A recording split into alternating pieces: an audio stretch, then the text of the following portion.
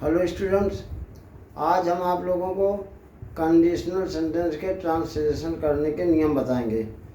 Conditional sentence दो प्रकार के होते हैं। एक वो होते हैं जिनके अंत में ता चीते लगा होता है, और ये एक वो होते हैं जिनके अंत में गागी लगा होता है। तो एक एक दोनों के नियम बताते हैं, उनके उदाहरण के द्वारा आपको समझा रहे हैं।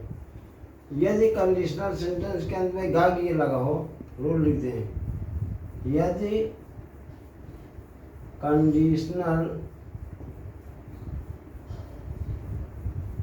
सेंटेंस के अंत में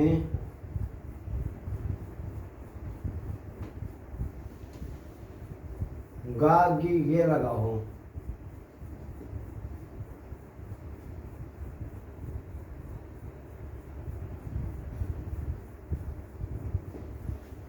तो पहला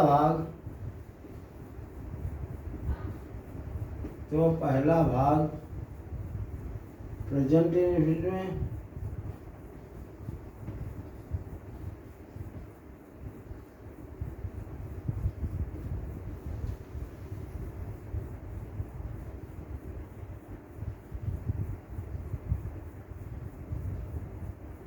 तथा दूसरा भाग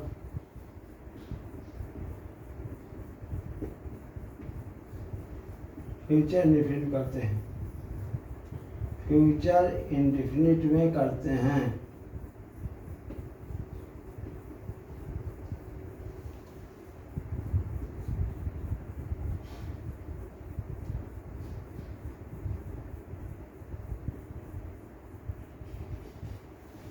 इसमें पहला नियम बताया कि यदि कंडीशनल सेंटेंस के अंत में गागी के लगा हो, तो जो दो भाग होते हैं उसमें पहला भाग करेंगे प्रेजेंट इंडेफिनिट और दूसरा भाग करेंगे फ्यूचर इंडेफिनिट। जैसे यदि वह पढ़ेगा तो वह पास होगा।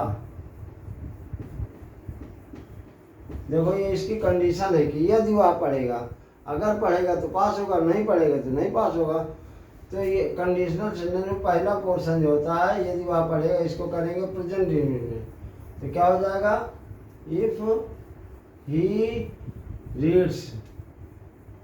प्रेजेंट इंडेफिनिट में जब सब्जेक्ट ही हो या सिंगुलर नंबर के सब्जेक्ट हो तो वर्ब में एस लग जाती है। इफ ही रीड्स, अब तो की कामा लग जाएगी। वह पास होगा, इधर करेंगे फ्यूचर इंडेफिनिट, तो हो जाएगा ही विल पास। एक और उदाहरण लिख लो।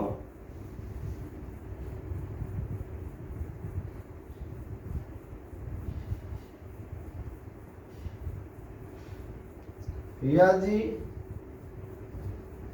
वर्षा होगी तो मैं विद्यालय नहीं जाऊंगा।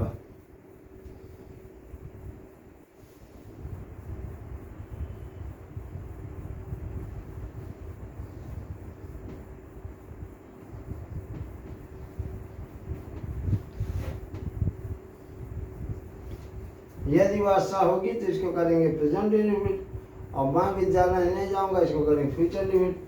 तो वर्षा वाले में सब्जेक्ट इट माना जाता है। इफ इट रेन्स, कामा लग जाएगा, मैं विद्यालय नहीं होगा। I shall not go to school. तो ये पहला नियम हो गया। दो नियम होते हैं कि यदि कंडीशनल सेंटेंस के अंत में गागी के लगा हो तो पहला भाग प्रेजेंट इंडेफिनिट तथा दूसरा भाग फ्यूचर इंडेफिनिट करते हैं। जैसे उदाहरण लिखा कि यदि वह पढ़ेगा तो वह पास होगा, तो पहला पोर्शन यदि वह पढ़ेगा तो ये प्रेजेंट इंडेफिनिट हो गया इफ ही रीड्स, और वह पास हो गया फ्यूचर इंडेफिनिट हो गया ही विल पास। इसी तरह दूसरा उदाहरण है, यदि वर्षा होगी तो मैं विद्यालय नहीं जाऊंगा। तो यदि वर्षा होगी ये प्रेजेंट इंडेफिनिट हो गया। इफ इट रेन्स और मैं विद्यालय नहीं जाऊंगा, I shall not go to school. इसी तरह दूसरा रूल होता है, यदि वाक्य के अंत में तातीते लगा हो, जैसे उसमें गा की के होता था तो उसमें तातीते लगा हो तो पहले वाक्य में हैड के साथ वर्ब की थर्ड फॉर्म लगाएंगे तथा दूसरे वाक्य में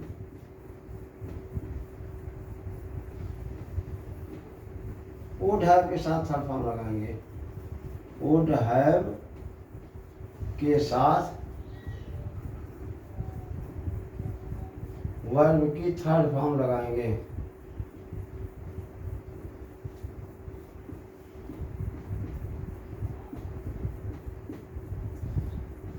मतलब यदि इसमें अंत में ताती दे दिया हो शब्द वाला वाक्य, जैसे इसमें गागी था, इसमें ताती दे दिया हो, तो पहले पोर्शन में जो वाक्य का पहला भाग होगा उसमें हैड के साथ वर्ब की थर्ड फॉर्म लगा देंगे, और जो दूसरा वाक्यांश होगा, दूसरा भाग होगा, उसमें वुड हैव के साथ वर्ब की थर्ड फॉर्म लगा देंगे। जैसे एग्जाम्पल, पहला, यदि वह यहाँ आता तो मैं उसकी मदद करता।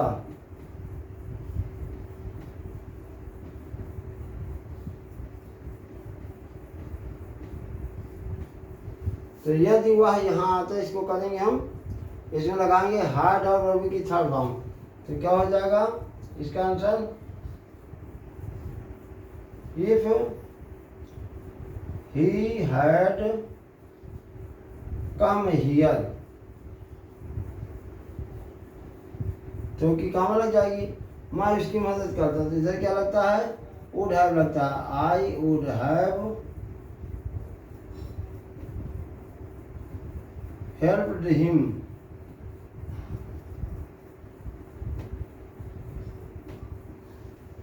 दूसरा देख लीजिए,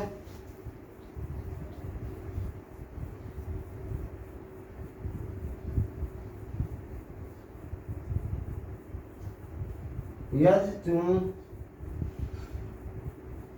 तेज दौड़ते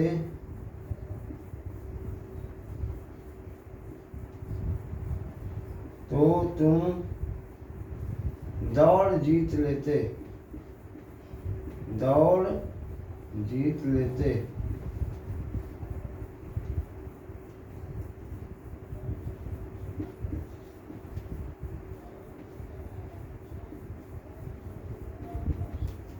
तो यदि तुम तेज दौड़ते तो इधर लग जाएगा क्या, इधर लगेगा हैड और थर्ड फॉर्म, तो क्या हो जाएगा इसका answer, if you had run का third form run run run fast, यदि तुम तेज दौड़ते तो कामा लग जाएगा, तुम दौड़ जीत लेते, यू इधर क्या लगेगा, would have, you would have won the race, won the race.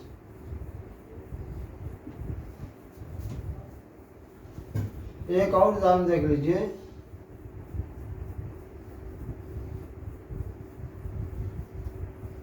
यदि वर्षा न होती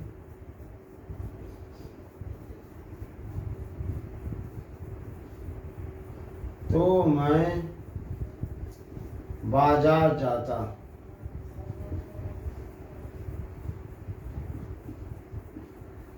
तो यदि वर्षा न होती तो वर्षा वाले में ईट सब्जेक्ट माना जाता है। तो पहले लिखेंगे इफ इट, और इसमें क्या लगता है had third form, if it had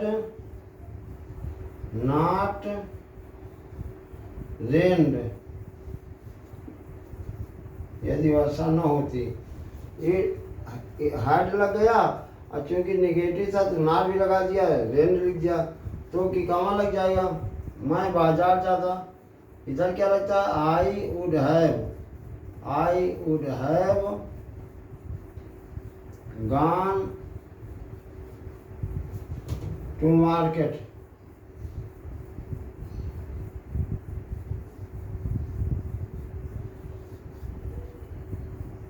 तो इस तरह ये कंडीशनल सेंटेंस के जो दो नियम होते हैं कि जिनके अंत में एक में गागी के होता है, एक में तात्विक होता है, दोनों नियम हमने आपको उदाहरण के माध्यम से समझा दिया है। फिर भी आपको अगर कहीं पर डाउट्स हो तो अपने डाउट्स को हमारे कमेंट बॉक्स में लिखें, हम आपके डाउट्स को क्लियर करेंगे। Thank you.